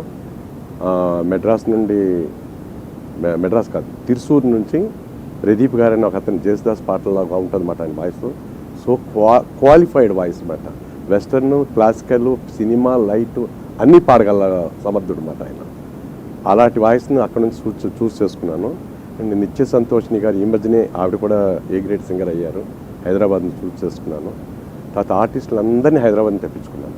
ఎందుకంటే ఇక్కడ ఆర్టిస్టులకి ఒకవేళ బిజీ అయిపోతే, నేను అనుకున్న రిహార్సల్స్ కానీ చెయ్యకపోతే ఆ క్వాలిటీ రాదు కదా అనే ఉద్దేశంతో ఏంటంటే నేను కంపల్సరీగా అక్కడ నుంచి తెచ్చుకుంటే వాళ్ళు ఈ పని మీదే వస్తారు, చేసి వెళ్తారు అని చెప్పిన ఉద్దేశం తెచ్చుకున్నాం. అలాగే చేయడం ద్వారా టోటల్గా ఒక మంచి ప్రోడక్ట్ ఇవ్వడానికి, దానికి ఆల్ ఇండియా రేడియో వాళ్ళకి ఇచ్చిన పేమెంట్ కంటే నేను చాలా డబ్బులు ఖర్చు పెట్టాను. ఇలాంటి ఇంటర్వ్యూస్లో అలాంటి అమౌంట్స్ అవి మాట్లాడకూడదు కనుక చెప్పటం లేదు. చాలా డబ్బుకు వెనకాడకుండా కేవలం టాలెంట్ మాత్రం ప్రొజెక్ట్ అవ్వాలని చెప్పేసి నా మనసు ఏదైతే ఉందో, నాకు ఏంటైతే నేను థింక్ చేస్తున్నానో అది కరెక్ట్గా వాయిస్ నుంచి, ఇన్స్ట్రుమెంట్స్ నుంచి రావాలన్న దానికి నేను ఖర్చు పెట్టవలసిన అమౌంట్స్ ఖర్చు పెట్టి వాళ్ళని చూసుకొని వాళ్ళకి రిహార్సల్ చేయించి, 1 day ముందు వచ్చారు, రిహార్సల్ చేశారు, నెక్స్ట్ డే నాడు రికార్డింగ్ అయింది, చాలా బాగా అయింది. అందువల్ల ఎందుకంటే చంద్రశేఖర్ గారు also is a great composer. ఆయన నేను ఉంటుండగా నాకు కూడా ఇవ్వబడాలి అంటే కొంచెం కష్టమైన వ్యవహారం, టు బీ ఫ్రాంక్ చెప్పాలంటే. కాకపోతే ప్రోడక్ట్ మట్టికి ఆయనతో సమానం, ఆయనకంటేనో మరి నాకంటే చెప్పలేదు, జడ్జిలు చెప్తారు ఆ విషయం. అలా జరిగింది మాట. అంటే ఏదైనా ఒక నాణ్యమైన విషయం జరగాలంటే శ్రమకి డబ్బులు పెట్టడానికి వెనుకాడకూడదు. అలా వెనకాడకుండా ఉండేవాళ్ళు నాలాగా అనారోగ్యంతో అదే ఫైనాన్షియల్ లెవెల్లోనే ఉంటున్నారు. మీ మ్యూజిక్ జర్నీలో బోల్డ్ మంది స్టూడెంట్స్ని ట్రైన్ చేశారు, అలాగే సోషల్ సర్వీస్ పరంగా ఏం చేశారు సార్? ఏదైనా నేను చెయ్యాలి అంటే నేను చెప్పాను డైరెక్టర్స్తో దొరుకుతుందని చెప్పాను కదా. ఫస్ట్ డైరెక్టర్స్ మంచి ప్రాజెక్ట్ టేకప్ చేసేవారు, వాటికి మ్యూజిక్ నేను చేసేవాడిని. అలా చేసింది దాంట్లో ట్రైబల్ ఎడ్యుకేషన్కి సంబంధించి ఐటీటీడీ ప్రాజెక్ట్ ఒకటి బిహెచ్ రామూర్తి గారు చేసినప్పుడు నాను చదువుకుంటానని ఒక షార్ట్ ఫిలిం లాంటిమాట అప్పట్లోని. అప్పటికి కెమెరాలు ఇవన్నీ ఏమి కూడా లేవు, మామూలు పెళ్ళిళ్ళ కెమెరాలు పెట్టి తీసి చాలా బాధలు పడి చేశారు. దానికి నేను మ్యూజిక్ చేశాను. అలాగా నా participation in the government projects also ఉంది అన్నమాట. అలాగే నాను చదువుకుంటాను, నా ఇల్లు నాకు ఇల్లు కావాలి అలాంటి ఒక ప్రాజెక్ట్ కూడా చేశాను నేను. ఆ రకంగా కూడా నాకు దేవుడు సో మెనీ వేస్ చూపించేయడమ్మా. అంటే అలా అదొక్కటే సినిమా ఒకటే వదిలేసి మిగతావన్నీ ఆల్మోస్ట్ 90% నాకు సక్సెస్ఫుల్గా జరిగినవే. నేనుగా సాధన చేయడానికి టైం తక్కువ ఉండేదమ్మా. కంపోజర్గా వర్క్ చేసేది, ఆర్గనైజ్ చేసేది, డైరెక్ట్ చేసేయడానికి ఎక్కువ పెంచడం వల్ల ఇండివిజువల్ ఆర్టిస్ట్గా కూడా ప్రొజెక్ట్ అవ్వాలని ఒకటి ఉంటుంది కదా. అందుకోసమే ఇంకా కూడా నేను వోకల్ సాధన చేస్తూ నేర్చుకుంటూ ఇవన్నీ చేస్తున్నాను. సో మ్యూజిక్ ఇంత కాలం నుంచి పర్సీవ్ చేస్తున్నారు కదా సార్, అంటే ఆ కాన్సన్ట్రేషన్ కుదరడానికి కూడా మీరు యోగా అండ్ మెడిటేషన్ చేస్తారని నాకు తెలుసు సార్. కానీ ప్రేక్షకులకు కూడా మీరు మీ సందేశం ఇస్తే ఇంకా హ్యాపీ అవుతాం. కరెక్ట్, యోగా అండ్ మెడిటేషన్ చేయాలి. కానీ ఇంకొక మాట చెప్తాను, what is yoga? Continuously concentrate on one thing is the yoga. That's my concentration is music. రెండోది ఎక్సర్సైజ్. ఇంకేదే ఈ ఆర్టిస్ట్ని తీసుకురావడానికి, ఆ ఆర్టిస్ట్ని తీసుకురావడానికి, ఈ స్టేజ్ ఎక్కడానికి, ఆ స్టేజ్ దిగడానికి అదే ఎక్సర్సైజ్. కానీ తర్వాత ఖచ్చితంగా చెయ్యాలి. బాడీ ఫ్లెక్సిబిలిటీ ఉంచుకోవాలి, మైండ్ రిలాక్స్డ్గా ఉంచుకోవాలి. Then only you can work for a long time and work for a good work. Otherwise deviations వచ్చేస్తాయి. ప్రస్తుతం అయితే vocology and sounds of singing నేర్పిస్తున్నారు మీ స్టూడెంట్స్కి. అంటే దాని ప్రోగ్రెస్ ఎలా ఉంది సార్? పాతకాలం నుంచి ఇప్పుడు కొత్తగా ఇంకా చాలా టెక్నిక్స్ వచ్చాయి కదా, అంటే అవి అప్ టు డేట్ మీరు ఎలా ఉంటారు అండ్ ఎలా నేర్పిస్తారు స్టూడెంట్స్కి, అది తెలుసుకోవాలి. ఫస్ట్ వోకాలజీ అనే సబ్జెక్ట్ ఒకటి ఉందనే సంగతి నాకు ఎలా తెలిసిందంటే, ఫస్ట్ వోకాలజీ అని తెలియదు. ఫస్ట్ ఏమైందంటే మా నవయుగ ఆర్కెస్ట్రాలో ఉండేటప్పుడు మా ఆర్కెస్ట్రా గురువు గారు సచిన్ గారు ఫిమేల్ సింగర్కి అమ్మ ఇలా పాడుతున్నావు, ఇలా పాడాలి, ఇలా పాడాలి అని చెప్తుండేవాడు. అది నేను అబ్జర్వ్ చేసేవాడు. అది ఏంటో అనేది నాకు తెలిసేది కాదు, కానీ చెప్తుండేవాడు. ఏదో ఉంది, ఇది ఏదో ఉంది అంటే మంచి సింగర్ అవ్వడానికి ఇలాంటి ఎక్స్పీరియన్స్డ్ టీచింగ్ ఒకటి ఉండాలి అని అనుకున్నాను. ఎప్పుడు ఫ్రమ్ వెరీ బిగినింగ్ చేస్తే ఆఫ్టర్ 20-30 years నాకు కనెక్ట్ అయింది ఆ సబ్జెక్ట్ మాట. అది కూడా ఏమైంది, ఒక మాట ఏమైందంటే జయంత్ కరంద్రకార్ అని చెప్పేసి అహ్మద్ నగర్ షిరిడీకి దగ్గర ఉన్నాయని అన్నారన్నమాట. ఆయన ఇలాంటి సబ్జెక్ట్ డీల్ చేస్తున్నారని చెప్పిస్తున్నారు. అంతా ఓంకారంతో ఆ సబ్జెక్ట్ని తయారు చేశారన్నమాట. ఎలాంటి అంటే మీరు ఏ అక్షరం అంటే తీసుకోండి, అది ఓంకారం నుంచి వచ్చిందే అక్షరం. అక్షరం ఆ, ఈ, ఊ, ఈ 3 అక్షరాలతో కలిపిందంటే ఓంకారం. ఈ 3 అక్షరాల తాలూకా ఇది అచ్చులతోనే ఏ వర్డ్ అయినా ఫామ్ అవుతుంది, ఏదైనా జరుగుతుంది. కాబట్టి నాదాన్ని అలా సృష్టించాలి అని చెప్పి ఆయన ఫస్ట్ ఆయన దగ్గర ట్రైనింగ్కి వెళ్ళేటప్పుడు నాకు తెలిసింది. ఫస్ట్ తర్వాత కొన్నాళ్ళకి ఈ సైనస్ ప్రాబ్లం వచ్చి పడుకునేటప్పుడు ఆ సైనస్ అంతా త్రోట్కి వెళ్ళిపోయి వోకల్ కార్డ్ మీద లేయర్ కింద ఫామ్ అయిపోయి అది కావాల్సిన రేంజ్కి ఓపెన్ అవ్వట్లేదు. అప్పుడు నేను తిరుసూరులో ఒక ఆయన ఉన్నారు, పాల్ అని చెప్పేసి ఓ ఫాదర్, ఆయనకి చేతన మ్యూజిక్ కాలేజ్ అని చెప్పేసి ఉంటుందన్నమాట. ఆయన ఇలాంటి చూసుకుంటారు తెలిసింది. అప్పుడు అక్కడికి వెళ్ళినప్పుడు ఈ సబ్జెక్ట్ మీద, అంటే బాడీ ఫిట్నెస్ కోసం బోల్డెన్ యోగాస్ అన్నీ ఉంటాయి, కానీ వోకల్ ఫిట్నెస్ కోసం పాడడం ఒకటే యోగా. కానీ ఆ పాడడం శక్తివంతంగా పాడడానికి ప్రతి వాడికి కొన్ని లోపాలు ఉంటాయి. వాడు ముక్కుతో పాడేస్తాడు, వాడు నోరు పెట్టి బేర్గా పాడేస్తాడు, జీవం కనపడకుండా పాడతాడు. ఇలాంటి వాటికి ఆయన కొన్ని ఎక్సర్సైజ్లు తయారు చేయాలి. వోకాలజీ అని ఆయన ఆ సబ్జెక్ట్లో ఫారెన్లో డిగ్రీ తీసుకున్నారు, ఫస్ట్ క్లాస్లో వచ్చారు. ఆయన ఇక్కడ ఇండియన్ చెప్తున్నాం. అప్పుడు ఆయన నాకు కొన్ని ఎక్సర్సైజ్లు చెప్పారు. ఈ ఎక్సర్సైజ్లు అన్నీ చేస్తే ఓపెన్ వాయిస్ పాడాలంటే అంత open exercise, tongue twisting, lip trills ఇలాంటివన్నీ చెప్పి ఒక నోట్స్ ఇచ్చారన్నమాట. ఆ నోట్స్ని నేను ప్రాక్టీస్ చేసి నేను అనుభవం చేసుకుంటూ వాటిని సాధనలో ఉపయోగిస్తూ నేను ఉపయోగించిన సాధన తాలూకు ఎక్స్పీరియన్స్ స్టిల్ ఇవాళ కూడా నేను ఏదో ఒకటి చేస్తుండగా నాకు తోచిన విషయాన్ని నాకు వెంటనే మరుసటి రోజు నాడు నా సింగర్కి అది ఇంప్రవైజ్ చేయిస్తాను. అది దానివల్ల ఇప్పుడు జనరల్గా వైజాగ్లో వోకాలజీ అనే సబ్జెక్ట్తో మ్యాచ్ చేసి మ్యూజిక్ ఎడ్యుకేషన్ అంటే లైట్ మ్యూజిక్ వాటికి ఇచ్చేది నాకు తెలిసి నేనే అనుకుంటున్నాను. ఇంకెవరైనా ఉంటే నేను కూడా వెళ్ళి నేర్చుకుంటాను ఇంకేమైనా ఉంటేమని చెప్పేసి. నేను ప్రతి సౌండ్ నుంచి, ప్రతి మనిషి దగ్గర నుంచి, ప్రతి స్టేటస్ నుంచి కూడా నేను ప్రతిరోజు ఏదో ఒకటి నేర్చుకుంటూనే ఉంటాను. నాకు నేను అలాగా వోకాలజీ అనే సబ్జెక్ట్ని తర్వాత యూట్యూబ్స్లో చూశాను, పుస్తకాలు చదివాను, వాటిని ప్రాక్టికల్ ఇంప్రవైజ్ చేయించి కొన్ని బుక్స్ తెప్పించి అవి స్టడీ చేస్తూ వాటిని తెలుసుకుంటూ. ప్రస్తుతం ఇప్పుడు లైట్ మ్యూజిక్ ద్వారా మీరు చేస్తున్న సేవ ఏంటి సార్? ఏం కాదమ్మా, లైట్ మ్యూజిక్ అనేది ఫిల్మ్ మ్యూజిక్కి క్లాసికల్ మ్యూజిక్కి మధ్యలో విషయం. ఆ పాటగా ముందు వాళ్ళకి నేర్పించడం మొదలు పెడితే వాళ్ళ ఆసక్తి ప్రకారం వాళ్ళ క్లాసికల్ మ్యూజిక్లోకైనా ఫిల్మ్ మ్యూజిక్లోకైనా కన్వర్ట్ అవుతారు. తద్వారా ఏంటంటే ఒక మంచి మ్యూజిషియన్ తయారవడానికి ఎక్కువ అవకాశం ఉంటుంది అన్నమాట. కాబట్టి నేను ఎక్కువ లైట్ మ్యూజిక్ షోస్ చేయాలని ఫస్ట్ నా కోరిక. లైట్ మ్యూజిక్ షోస్ కూడా ఇప్పుడు ఎందుకు ఎంకరేజ్ చేయటం లేదంటే దానికి సరిపడ్డ ఆర్కెస్ట్రైజేషన్ ఇవ్వకపోవడం వల్ల అది జరుగుతుంది. కాబట్టి దానికి కావాల్సిన రిచ్ ఆర్కెస్ట్రైజేషన్ ఇస్తూ లైట్ మ్యూజిక్ షోస్ చేయాలని ఒక కోరిక. అట్ ద సేమ్ టైము రీసెంట్గా చెప్పాను కదండి మొన్న ఒక మాట కంపోజర్గా కూడా నన్ను మోటివేట్ చేయడానికి మండపాకి శారద గారు ఒక కారణం అని ఆవిడే నన్ను యూనివర్సిటీ మ్యూజిక్ దానికి అప్లై చేయించారు. అక్కడ యూనివర్సిటీ మ్యూజిక్ కాలేజ్లో ఈవినింగ్ కోర్స్లో లైట్ మ్యూజిక్ ఫ్యాకల్టీగా సిన్స్ 3 years నుంచి చేస్తున్నాను అనమాట. సార్, టాప్ గ్రేడ్ కంపోజర్గా మీరు సెలెక్ట్ అయ్యి ఆ 7 years జర్నీలో మీకు అది ఎలా యూస్ఫుల్ అయింది సార్?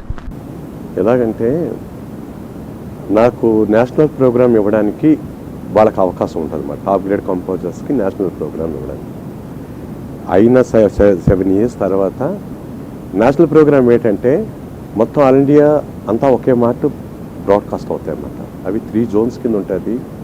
3 zones వాళ్ళు ఒకే మాట బ్రాడ్కాస్ట్ చేస్తారు. అలాగే నాకు రీసెంట్గా ఒక ప్రోగ్రామ్ ఇచ్చారు. It is going to be broadcast on February 6th అన్నమాట. ఆ ప్రోగ్రామ్ రావడం అనేది 5 పాటలు నా చేత చేయించారు. 5 డిఫరెంట్ సాంగ్స్ చాలా బాగా వచ్చాయి.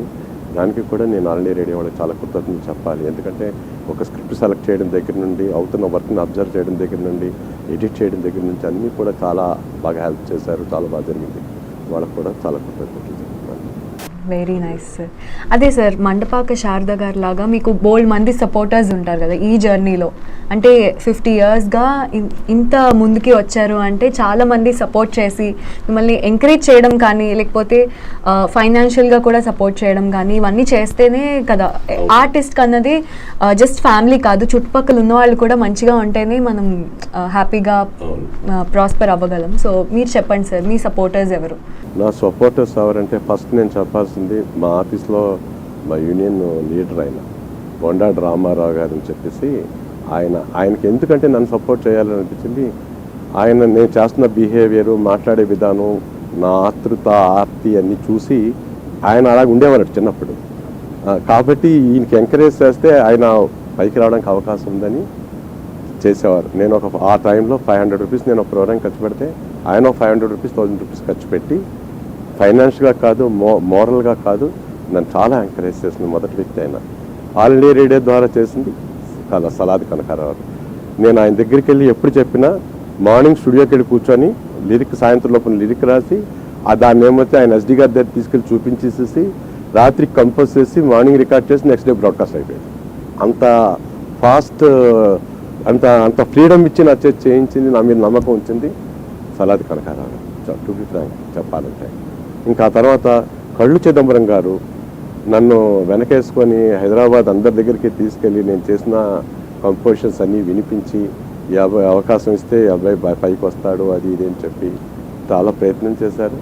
కాకపోతే నా అదృష్టం కూడా కలిసి రావాలి కదమ్మా. రాలేదు. ఫీల్డ్లో కూడా మీకు ఆనంద్ గారు బాగా హెల్ప్ చేశారని చెప్పారు. బాగా హెల్ప్ చేశారమ్మా. అంటే బాగా హెల్ప్ చేసి అంటే ఒక కాన్సెప్ట్, ఒక ప్లేసు, ఒక ప్రొడక్షన్ జరగడానికి ఆయన మాధ్యమంగా ఉన్నారు. కాబట్టి నేను ఏదైనా కొంతైనా ఇంతమంది ఫిల్మ్ సింగర్స్తో పాడించాను, ఇంతమంది ఫిల్మ్ సింగర్స్తో ఆర్కెస్ట్రా చేశాను, ఇవన్నీ జరిగాయి. లాస్ట్గా ఇప్పటి సింగర్స్కి, మ్యూజిషియన్స్కి మీ సందేశం ఏంటి? అంటే ప్రాక్టీస్ చేయడం నుంచి స్టార్ట్ చేసి ఇంట్రెస్ట్ అన్నది ఎలాగోలా వస్తుంది, కానీ అది పర్స్యూ చేయాలి, ఒక లాంగ్ టర్మ్ మ్యూజిక్లో ఉండాలి అంటే ఒక సాధన కావాలి అండ్ సపోర్ట్ కావాలి, ఫ్రెండ్స్ నుంచి అయినా ఫ్యామిలీ నుంచి అయినా, అండ్ గురువులు కూడా అలాగే ఉండాలి. అంటే మీరు చెప్పినట్టు అంతా నాలెడ్జ్ ఇవ్వడానికి ట్రై చేయాలి. అంటే పైకి వెళ్తున్న వాళ్ళని కాకుండా ఇంకా కింద నుంచి స్టార్ట్ అవుతున్న వాళ్ళకి సపోర్ట్ చేస్తే గురువులు నేర్పించి కొత్త టెక్నిక్స్ ఇంకా బాగా పైకి వస్తారు కదా. సో మీరేంటి చెప్తారు సందేశం? మీ ఫస్ట్ ఆఫ్ ఆల్ గురువు అనేవాడు శిష్యుడిని రికగ్నైజ్ చేస్తాడు. ఎవరు పడితే వాళ్ళు ప్రతి వాళ్ళకి పాడుతా తీగ చూసి లైవ్ షోస్ చూసేసి నేను పాడేద్దామని అనుకుని గురువుల దగ్గరికి వెళ్ళిపోతే జరిగే పని కాదు. ఫస్ట్ అది రికగ్నైజ్ చేయవలసింది గురువు. రెండోది ఇంట్రెస్ట్ ఉండొచ్చు. ఇంట్రెస్ట్ ఉండాలి, నాన్ స్టాప్ ఇంట్రెస్ట్ ఉండాలి. ఎలాగ ఉండాలి? నేను చాలామంది చూశాను, చాలా ఇంట్రెస్ట్తో చాలా మోటివేషన్తో వచ్చేస్తారు అనమాట. నెల రోజులు అయ్యానే మానేస్తారు. ఎందుకు మానేస్తారంటే it's not convenient for me, they are not having that much of patience to learn things and produce things. కాబట్టి వచ్చిన వాళ్ళతో అందుకే నేను ఈ మధ్యలో కొత్తగా అనుకుంటున్న విషయం ఏంటంటే, ఎవరైనా నేర్చుకోవడానికి వస్తే ఒక 1 year కమిట్మెంట్ నాకు ఇస్తేనే నేను చెప్పాలి అని అనుకుంటున్నాను. లేకపోతే ప్రతిసారి ఒక స్లాట్ క్రియేట్ చేయడం, ఆడు మధ్యలో మేనేయడం, మళ్ళీ ఇంకో స్లాట్ వచ్చే వరకు నా స్లాట్ ఖాళీ అయిపోవడం, ప్లస్ ఇంకో స్టూడెంట్ని నేను చెప్పలేకపోవడం, నిజంగా చెప్పను. కాబట్టి ఎప్పుడైతే ఒక 6 months 1 yearకి వాడు కాంట్రాక్ట్ చేశాడనుకోండి, వాడికి ఇష్టం లేకపోయినా వెళ్ళడం మొదలు పెడితే ఆటోమేటిక్గా అది దబ్బుతుంది అనమాట. హెల్త్ బాగా చూసుకోవాలి. ఫస్ట్ ఆఫ్ ఆల్ హెల్త్ చూసుకోవాలి. హెల్త్ చూసుకోవాలంటే యోగా అండ్ ప్రాణాయామ ఈ 2 ఖచ్చితంగా చేయాలి. ఒక సింగర్గా పైకి వద్దాం అనుకునేవాడికి వోకల్ కార్డ్స్కి సఫిషియెంట్ ఎయిర్ ఇవ్వడం ఉంటేనే అది నాదపూరితంగా పైకి రాబడుతుంది అనమాట. ఫస్ట్ ఆ పాయింట్లో వర్కౌట్ చేయాలి పెట్టుకొని. తర్వాత భాష మీద బాలుగా చాలా మాటలు చెప్తుంటారు షోస్లోని. ఆయన ఏ భాషలో పాట పాడినా ఆ భాషని తను ఓన్ చేసుకునేంత దీనికి వచ్చి చేస్తారని చెప్పేసి అలా భాష మీద పట్టు సాధించాలి. నోరు తిరగకపోతే దానికి తగ్గ ఈ వోకాలజీ అనే దాంట్లోని ఉన్న ఎక్సర్సైజ్ వాటిని చేసి లిప్ డ్రిల్స్, టంగ్ ట్విస్ట్లు అవన్నీ చేసి నోరు తిరిగేలా చేసుకోవాలి. పాత వాళ్ళు పాడిన పద్యాలని వాటిని పాడి అదంతా మనం ఓన్ చేసుకోవాలి. రోజు పేపర్ కానీ లేకపోతే ఏదో ఒక పారాగ్రాఫ్ కానీ పైకి చదవడం మొదలు పెట్టాలి. ఇలాగ చాలా ఏంటి నా డ్రాబ్యాక్ అని తన మట్టి తను తెలుసుకోవాలి. అలా తెలుసుకోవాలంటాడు అద్దంలో చూసి పాడుతూ తన పాటను తను రికార్డ్ చేసుకుంటూ, నేను పాడుతుంటాడు ఎలా ఉన్నాను, పాట రికార్డ్ చేసి వింటే నాకు ఎలా వినిపిస్తుంది అన్న విషయాన్ని పరిగణనలకు తీసుకుంటూ వాడిని చెక్ చేసుకుంటూ వాడిని సరిదిద్దుకోవడానికి కన్సల్ట్ గురువుల దగ్గరికి వెళ్తూ చేస్తే అవుతుంది. తర్వాత ఇంకోటి ఏంటంటే, ముందు మన వాయిస్ని సింగింగ్కి కన్వీనియంట్గా మలుచుకున్న తర్వాత అప్పుడు సంగీతం నేర్చుకోవడానికి వెళ్తే అది బాగా వస్తుంది. లేకపోతే ఆ పోరాటానికి పేషెన్స్ వహించలేక మధ్యలోనే మానేస్తారు. ముందు you should make his voice convenient to sing first. దానికి చాలా ఉంటాయి. నోరు ఇప్పి మాట్లాడరు, పడుతుంటారు, పెదాలపై ఓపెన్ చేయరు, నోరు ఓపెన్ చేయరు, ఇలాంటి క్వాలిటీస్ చాలా డిస్టర్బెన్సెస్ ఉంటాయన్నమాట. అలాంటి వాటిని అన్నింటినీ ఫస్ట్ ఈ వోకాలజీ లాంటి సబ్జెక్ట్ ద్వారా ముందు అన్నీ సెట్ చేసుకొని అప్పుడు పాడడానికి వెళ్తే. ఈ మధ్యన ఒక ఆయన తిరుపతి వాళ్ళు ఒక పుస్తకం ఇచ్చేశారు, స్వర విజ్ఞానం అనేదో ఒక పుస్తకం అన్నమాట. అందులోని ఆయన 72 మేళకర్తల్ని, నా పేరు కరెక్ట్, స్వరజ్ఞాన వర్షిణి అది పుస్తకం పేరు. 72 మేళకర్తల్లో ఉన్న స్వరస్థానాల్ని గోవిందనామాలతో అటాచ్ చేసి వాటిని దేవుడిని ఆ రాగాల్లో ఆ స్వరస్థానాలతో చెప్పించేలాగా చేసి వాళ్ళకి ఆ స్వరస్థానాలన్నీ ఈజీగా అవగాహన అయ్యేలాగా. చాలామంది సరిగమ పదనిసా అని పాడమంటే పాడలేకపోవచ్చు. అదే ఒక పద్యం ఇచ్చేసి ఒక అమ్మ అని పలికినట్టు అమ్మ అని పలికితే ఎలా వస్తుందో అలా పడమని బట్టి అనొచ్చు. అది ఒక శ్లోకం చెప్పి దాన్ని అందులోకి ఇన్సెట్ చేసి అలాగే వాళ్ళకి మోటివేట్ చేయాలి. వాళ్ళు దానికి సిద్ధంగా కూడా ఉండాలి అట్ ద సేమ్ టైం. కాబట్టి సైన్స్ ఆఫ్ సింగింగ్ని నేర్చుకొని తర్వాత నీ సింగింగ్ నేర్చుకుంటే చాలా బాగా జరుగుతుంది. అది తర్వాత ఏదైనా కోరికని వేగ్గా తీసుకోకూడదు. ఏదో ప్రోగ్రామ్ చూసి ఒక మాట చూసి ఇన్స్పైర్ అయిపోయి చేయకూడదు. పర్టికులర్గా 10 మాటలు ఆలోచించి then going to start, then you will get achievement. And ఇంకోటి, నేను చిన్నప్పుడు ఏం చేసేవాడిని అంటే క్రికెట్ ఆడేవాడిని, తర్వాత పాటలకు వెళ్ళిపోయేవాడిని, డ్రామాలు చేసేసేవాడిని, అన్నీ చాలా ఇష్టాలు అనమాట. మా ఆఫీసర్ పిలిచాను, బై పొయ్యిలో అన్ని కర్రలు పెట్టి పొయ్యి ఆరిపోద్ది బై, అలా కాదు, ఏదో ఒకటి చూసి ఒకటి రెండు చూసి చేసుకో అంతే, answer is 1 or 2 that's all అని చెప్పి.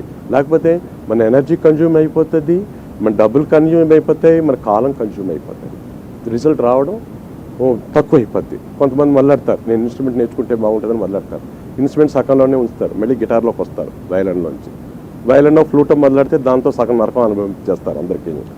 తర్వాత గిటార్ మొదలెడతారు, మళ్ళీ ఆ ఏబిసిడి నుంచే స్టార్ట్, మళ్ళీ అక్కడికి వచ్చేటప్పటికి అయిపోతుంటారు. No lot like that. ఏది పట్టుకుంటే అది వస్తాక తీసుకెళ్లేలాగా చేసి అచీవ్మెంట్ సాధించాలి. అండ్ గురువు లోపాలు చెప్పినప్పుడు ఫీల్ అయ్యి అలా కూడా ఉండకూడదు కదా సార్, ఓపెన్ మైండ్తో ఉండాలి. ఓపెన్ మైండ్తో ఉండాలి, కానీ గురువులు కూడా అలా చెప్పకూడదు. గురువులు కూడా వాడు మానేసే ఇలాంటి కామెంట్ చేయకూడదు. వాడు గురువు ఎప్పుడూ కూడా వాడిలో ఉన్న 4 మంచి క్వాలిటీలు చెప్పి ఒక లోపాన్ని చాలా కన్వీనియంట్గా వాడి తాలూకా సైకాలజీకి అనుగుణం ఎందుకంటే నేను దవ్యాలమని చెప్తే వాడు మాని వచ్చి విత్డ్రా అయిపోవచ్చు, we may lose some artist from him. కాబట్టి ఆడలో నిజంగా కానీ వీడు ట్రైన్ చేస్తే అవుతాడు అనుకునే వాడికి నెమ్మదిగా నచ్చ చెప్తూ వాడిని పొగుడుతూ, చిన్నపిల్లలకి అన్నం తినిపించేటప్పుడు కబుర్లు చెప్పి అవి చెప్పి పందాలు పెట్టి అరటిపండు మొక్క పెట్టి నోట్లోకి ఎలా తినిపిస్తారో అలాగ చెప్పాలి అనేది నా తాలూకా line of doing things for the student. ఈ బ్యూటిఫుల్ మ్యూజికల్ జర్నీ అన్నది ఈరోజు మేము తెలుసుకోవడం చాలా హ్యాపీగా ఉంది సార్. అండ్ శ్రీమాత కళాపీఠం కూడా మిమ్మల్ని ఇన్వైట్ చేసినందుకు వీఆర్ వెరీ హ్యాపీ. అంటే వాళ్ళ తరపున నేను చెప్తున్నాను, so we're very happy to have you here sir. నాకు కూడా నేను మా శ్రీమాత స్టూడియోస్ వాళ్ళకి చాలా కృతజ్ఞతలు చెప్పాలి. ఎందుకంటే వారు ఏం చేశారంటే నా తాలూకా 50 years జర్నీ, నా తాలూకా తపన, నా తాలూకా బాధ అన్నీ కూడా ఒక దానికి వచ్చి అది నలుగురు తెలుసుకొని వాళ్ళ జర్నీ స్టార్ట్ చేసినప్పుడు ఏంటంటే జాగ్రత్తలు తీసుకోవాలని చెప్తూ చేయించారు. ఇది నాకు చాలా కృతజ్ఞత, నాకు చాలా హెల్ప్ చేశారు. Plus at the same time so many పీపుల్కి మార్గం చూపించిన వాళ్ళు అయ్యారు. I will be very grateful to them. Mata studios వాళ్ళకి, ఆ ఓనర్స్ నాగభూషణ్ గారు, మూర్తి గారు, వీళ్ళిద్దరికీ కూడా నేను చాలా కృతజ్ఞతలు చెప్పాలి. ఈ ప్లేస్కి, కెమెరామెన్స్కి, అందరికీ, సౌండ్ ఇంజనీర్స్కి, ఎడిటర్స్కి, the will make the programme a grand success after merging all those things అనమాట. అన్నిటికంటే ముందు నీలాంటి మ్యూజిక్ ఇస్తూ ఉన్న యాంకర్తో నన్ను ఇంటర్వ్యూ చేయించినందుకు దానికి కూడా వాళ్ళకి థ్యాంక్స్ చెప్పాలి. నేను నీకు కూడా థ్యాంక్స్ చెప్పాలి. మంచి క్వశ్చన్స్ వేసావు, మంచి ఆన్సర్స్ నాతో రప్పించావు. You are multiple artist, you are dancer, singer, dancer, అన్ని చాలా ఉన్నాయన్నమాట నీకు కూడా. నువ్వు కూడా అన్నింటిలో కూడా వృద్ధి చెందాలి. అన్నీ కలిపి ఒక రచన అయ్యేలాగా తయారవు. Thank you so much sir. స్టూడియోకి వచ్చి మీ టైం ఇంత మేము తీసుకున్నాము. అండ్ మీ జర్నీ గురించి తెలుసుకొని చాలామంది ఇన్స్పైర్ అయ్యి, అంటే ఇంకా బడ్డింగ్ ఆర్టిస్ట్ ఉంటారు కదా, వాళ్ళకి ఎలా సాధన చేయాలి, ఎన్ని కష్టాలు ఉంటాయి ఈ జర్నీలో అన్నది తెలిసింది. Thank you so much. And Srimatha Kalapeetham, we are happy to have you here today. So Dangeti Veerabhadrarao గారి ఇంటర్వ్యూ చూసారు కదా. మరిన్ని ఇంటర్వ్యూస్ చూడడానికి మ్యూజిక్ హౌస్ 27కి సబ్స్క్రైబ్ చేయండి. Do like and share.